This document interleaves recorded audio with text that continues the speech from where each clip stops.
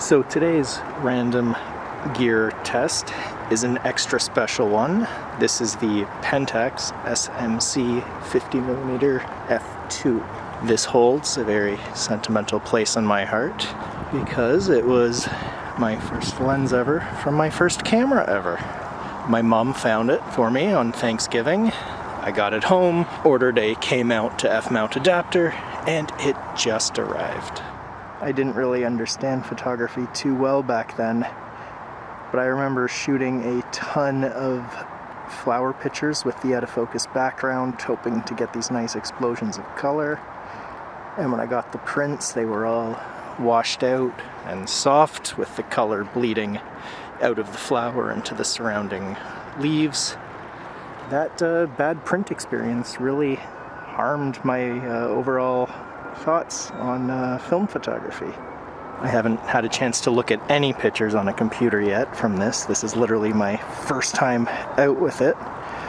These are the kind of situations that usually lead to ugly, busy-looking backgrounds.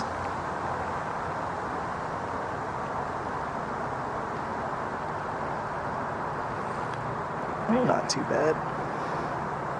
Focus is extremely slow and precise for the first little bit, but as you zoom out it gets much coarser and faster.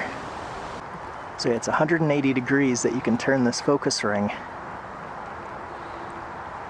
but the first 75% of it seemed to be about 2 meters, and then the last little bit is to infinity and beyond. Finally, some sunlight. Alright, how does it handle high contrast things? I'll have to check that in post. You know, when it's slightly out of focus, it actually gives a really nice subtle swirly effect. Quite nice. The minimum focus distance feels better than the Canon FD. Despite all the fancy high-tech toys and super zooms and crazy sharp modern lenses, still something lovely about a nice vintage classic. I'm shooting all this wide open at f2. I find with lenses, especially vintage lenses, wide open is when they show most of their flaws, which is another word for character. I find their character really comes out strongly wide open, where whenever you stop a lens down, it pretty much just becomes technically better. Vintage is all about the character. Despite being my first ever lens, it's not actually one I know the best. That belongs to the Nikon 50mm 1.8D, where I've just used that so long and so often I have that muscle memory burnt into my brain.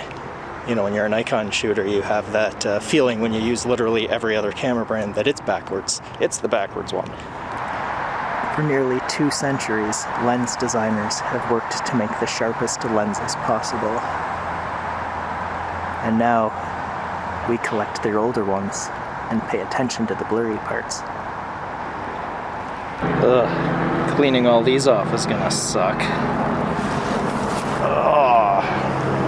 So this is future Kyle here. I've had a chance to copy the photos onto my computer and look at them up close and have some thoughts. And I hate to say it, but I think there's a lot of nostalgia clouding my memory with this lens.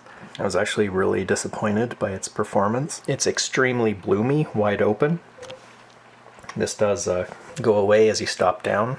F2, 5.6, F11. But you don't get a vintage lens to stop it down and get sharp performance. You get a vintage lens for character, for a unique look. And this did give me some interesting, I would describe them as painterly, almost reminding me like a watercolor painting with a softness to it. I found overall it's very low contrast. It looks like there's a film or a haze over top of the images. They're quite warm with a brown cast. Ugh, that 6-bladed aperture. So I hate to say it, but of my 50 millimeters, this might be the one that I see the least amount of a use case for. When I want this kind of soft painterly rendering, the Canon FD does the same thing as this lens, but better. And when I want the swirls, the Helios does the same thing, but better, and it's brighter and clearer. So I might have to give this a very thorough cleaning before I take it out again.